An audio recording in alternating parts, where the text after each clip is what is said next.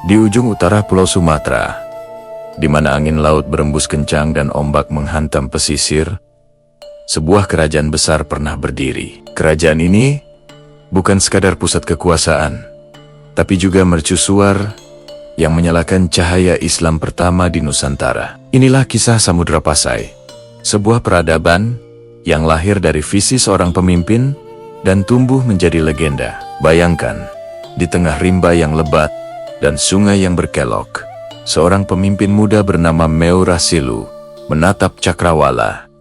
Hatinya dipenuhi tekad yang membara. Dia bukan hanya seorang penguasa biasa.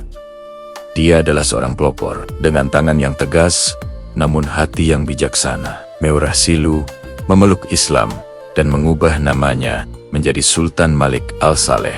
Sejak saat itu, sejarah Nusantara tak akan pernah sama lagi. Pasai, yang tadinya hanya sebuah pelabuhan kecil, bertransformasi menjadi pusat perdagangan internasional yang gemerlap. Dermaganya ramai disinggahi kapal-kapal dari Gujarat, Arab, Persia, bahkan dari daratan Tiongkok yang jauh.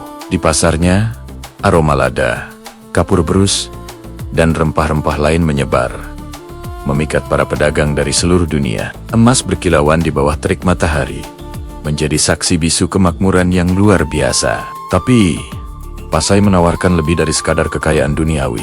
Di sini, ilmu pengetahuan dan iman mengalir deras. Para ulama dan pedagang berkumpul, berdiskusi tentang ajaran agama, filsafat, dan strategi dagang. Bahasa Melayu yang digunakan sebagai bahasa pengantar, secara perlahan menjadi jembatan yang menyatukan ratusan suku dan bangsa. Dari sinilah, bahasa Melayu mulai menyebar ke seluruh kepulauan, menjadi cikal bakal bahasa Indonesia yang kita kenal sekarang.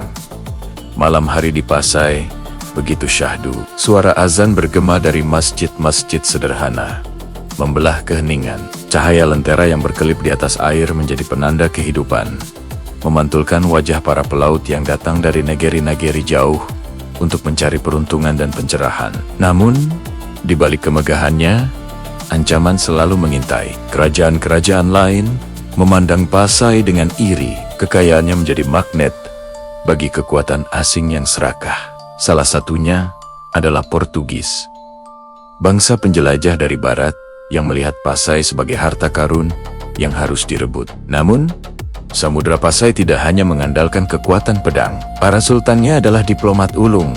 Mereka menjalin aliansi dengan kekuatan besar di dunia, seperti Kesultanan Delhi di India dan dinasti Ming di Tiongkok.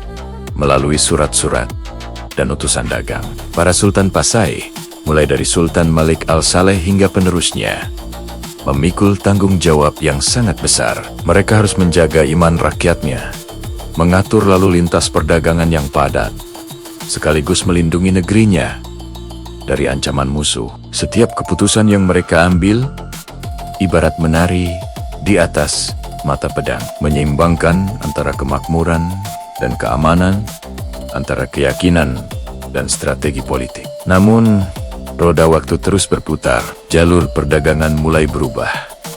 Pusat-pusat ekonomi baru muncul menyaingi Pasai, dan bayangan kekuatan Eropa semakin mendekat. Pada tahun 1521, Portugis berhasil menancapkan kakinya di Pasai. Kerajaan yang dulu begitu megah dan berdaulat, itu perlahan mulai kehilangan kekuasaannya. Meskipun secara fisik Pasai telah ditaklukkan, semangatnya tidak pernah padam. Warisannya terus hidup dan mengalir melalui bahasa, agama, dan budaya yang telah disebarkannya ke seluruh penjuru Nusantara. Semangat Pasai menjadi inspirasi bagi lahirnya kerajan-kerajan Islam lain, seperti Aceh, Demak, dan Malaka. Kini, jika kita berkunjung ke Hoksimawe di Aceh, kita bisa menemukan sisa-sisa kejayaan itu. Di antara reruntuhan istana dan nisan-nisan kuno para sultan, kita tidak hanya melihat batu dan tanah, kita bisa merasakan semangat seorang pemimpin yang menyalakan cahaya Islam pertama kali. Kita seolah bisa mendengar kembali riuh rendah pasar yang dulu dipenuhi pedagang dari berbagai belahan dunia. Kita bisa merasakan denyut nadi sebuah peradaban yang pernah menjadi pusat ilmu pengetahuan dan keimanan. Ini adalah cerita tentang bagaimana iman, keberanian, dan visi dapat melampaui batas samudra dan waktu.